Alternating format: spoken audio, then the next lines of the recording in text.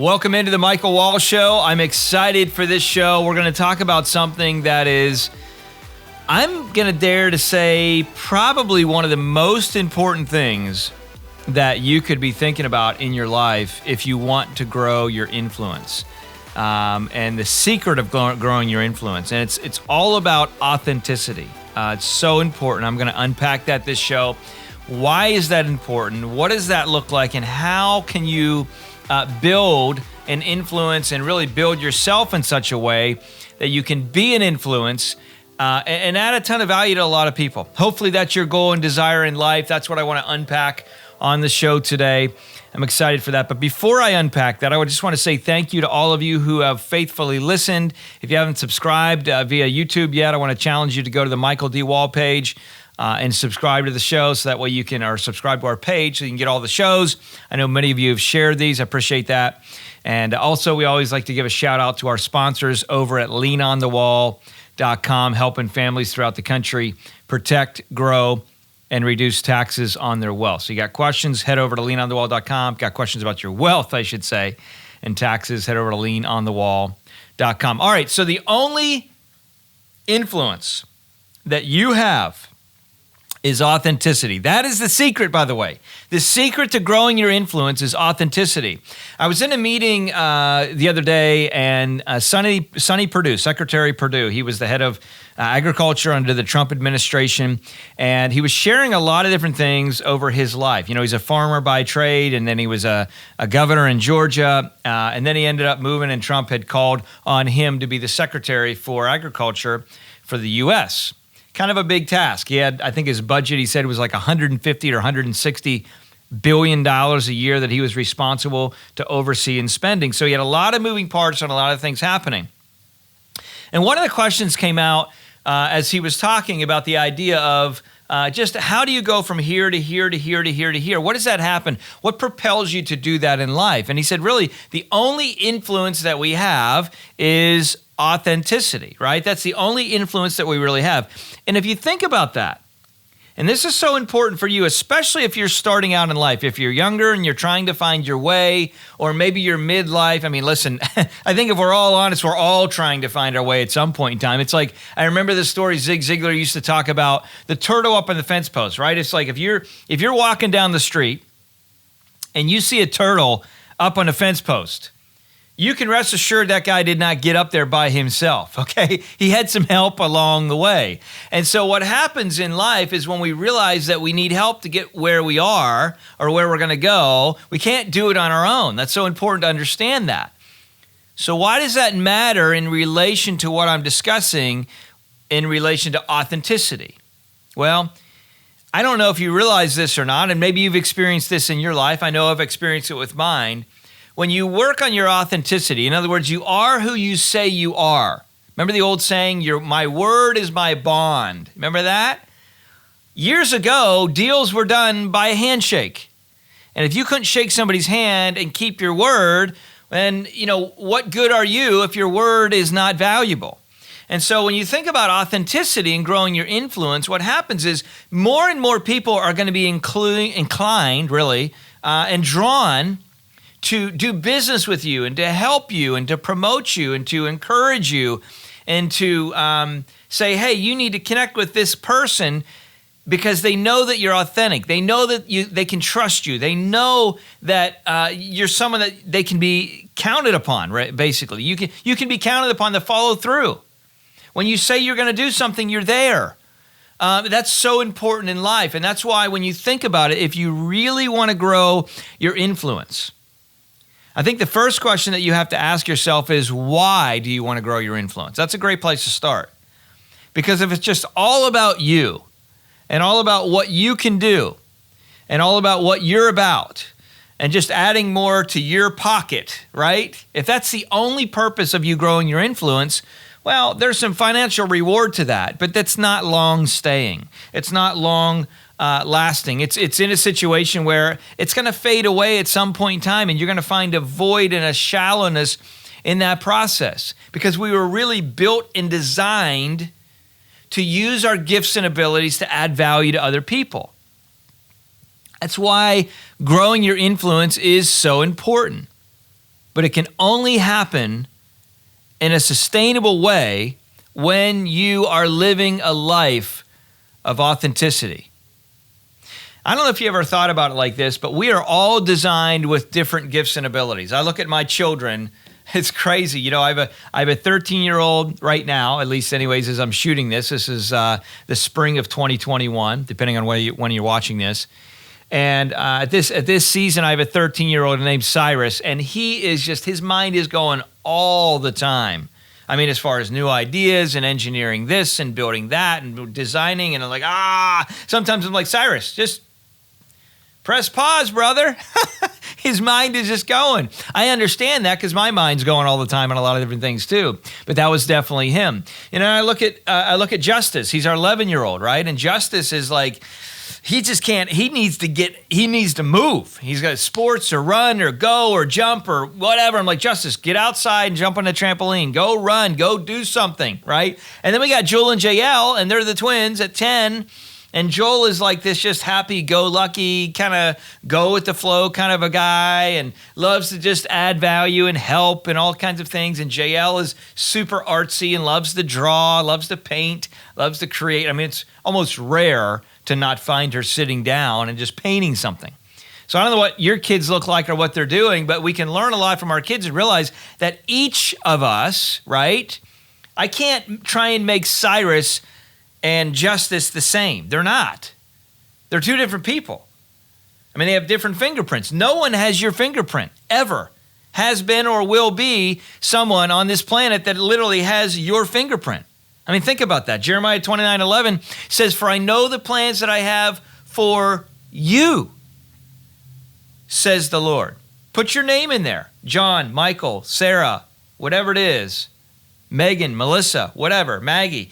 I know the plans that I have for you, says the Lord. And so we're all created unique. When we understand that, what happens is we understand the value of really understanding not only who we are, what our gifts and abilities are, but then walking in the lane of what our giftedness is authentically. Following through, doing what we said we were going to do. Going the extra mile, even when we don't feel like it. Most of the time, we don't feel like it. That's life. That's life. It's part of the deal. I remember, when I was in college, I sold books door to door because my dad was like, "Hey, you want to go to school? Wonderful. Go to school." I'm like, "Wait, what? I mean, does that mean like, do I gotta pay for it, or is like how's?"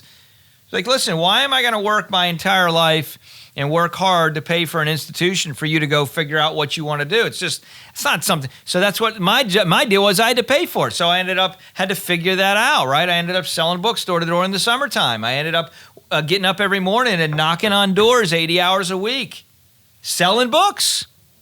Wasn't the most glamorous thing in the world. And I got to tell you, a lot of the days I did not feel like getting up. But one of the things that I knew is that two things. Let me say it that way. Two things that I knew is that I had to learn the disciplines of doing things when I didn't want to do them.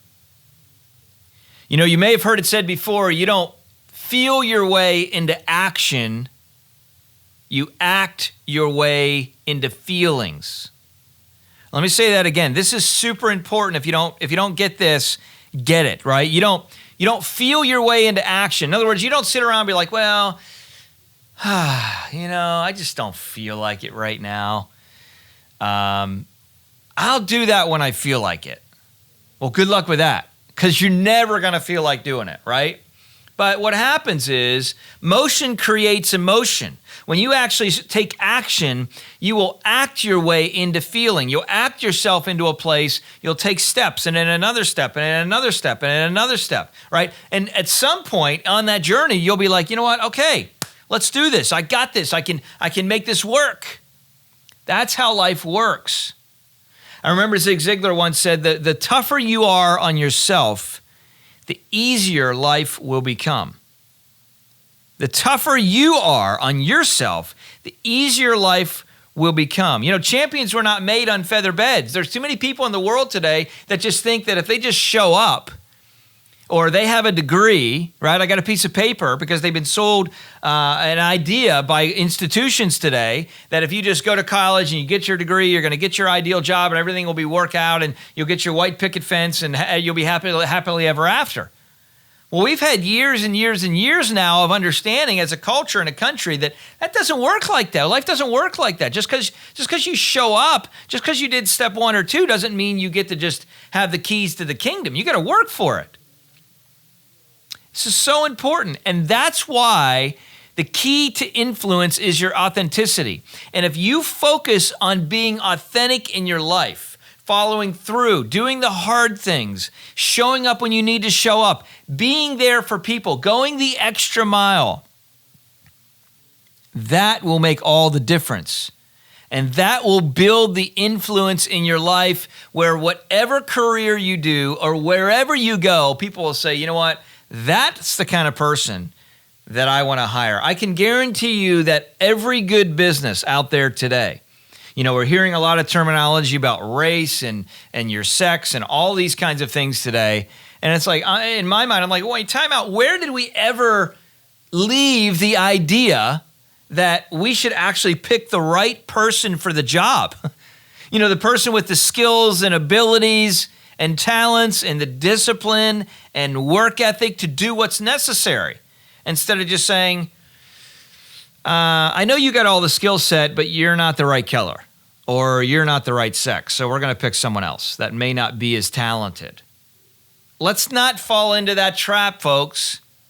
Build your skills and abilities to do what you know you're called to do. Be authentic along the way. Be intentional with your life. And as you do that, your influence will grow. And as your influence grows, you'll be in a place literally where you can add more value to a lot of people in life and other people in life. And that will open doors that you never thought would be open. And I've seen that in my life. I've experienced that in my life where doors have been opened. Opportunities have been extended because of the consistent authenticity that I have placed over years. Now, does that not mean you're not going to have haters? Sure you are. You're going to have people that are like, oh, who does this person think he is? And I can't believe. I remember Gary Vee, you know, he talks about people that are in a place where they have negative comments. He's like, you know what? If you got time to creatively think up that negativity and throw it on me in my life, you have time to creatively do something exciting for your life, but you're not committed to the challenge. Get over yourself. Quit thinking about what other people are doing and focus on what you're doing, right? Build your resume, build your life, build your authenticity, build your influence. And ultimately by doing that, listen, you're going to be walking down the path. And I really want to invite you to join me on this journey of living on purpose today and tomorrow and the next day. So that way you can live a life with purpose. Someday you're going to look back at your years. And you might even do it right now. But someday you're going to look back at your years and you're either going to say one of two things. You're either going to say, I'm glad I did, or I wish I had. I'm glad I did, or I wish I had. Those are the two things that you will say someday as you look at your life. I wish I had done that. I wish I had followed through on this. I wish I had worked harder there. Or you'll say, I'm sure glad that I did.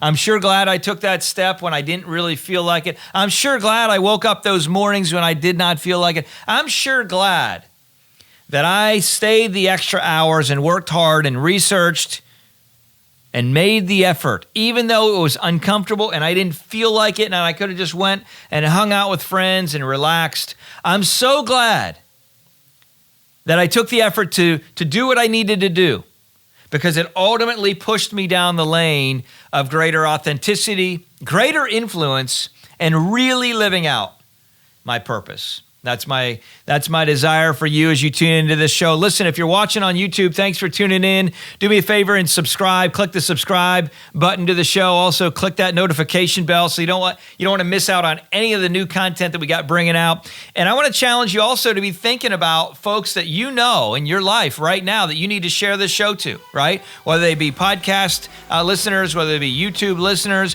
whether you got the info and the numbers on your cell phone that you want to just share a text to. Whatever it may be, Facebook, LinkedIn, share this with someone and say, you need to listen to this. It encouraged me, and I know it will encourage you as well. That's the way we build a better tomorrow, by helping everybody get on the journey of walking down the lane of our purpose. Thanks so much for tuning in. We'll catch you next show.